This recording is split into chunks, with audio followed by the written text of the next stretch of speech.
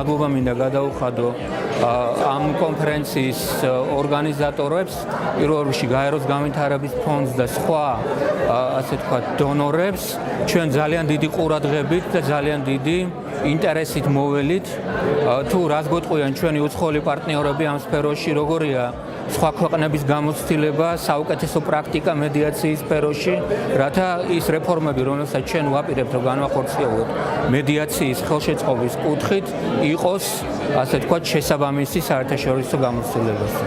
You rightly mentioned that Georgia and the European Union has signed the association agreement, and part of this is also actually focusing on the justice reforms.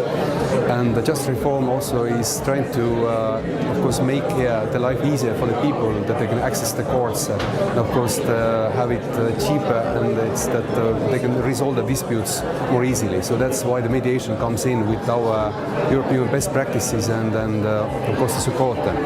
Support is provided by the European Union, actually more than 50 million for the justice sector in general. So we have with 50 million, I mean the euros. Absolutely. Part of the research that we're presenting here today at Tbilisi Mediation Days is actually that Georgia already has had mediation as part of a cultural process to resolve disputes since at least the 13th century. Very many famous examples of well-respected mediators operating in the culture in Guri, in Svaneti as well, even today. To the very day, mediation is practiced by communities. So definitely there's a historical precedent. Now in terms of the modern concept of mediation, we've made a lot of progress. Since 2011, mediation has been a formal part of the civil code. There are pilot projects in Tbilisi City Court, in Gori Court as well. Around 50 cases have gone through mediation in the last 3 years. We have 17 certified mediators already in the country.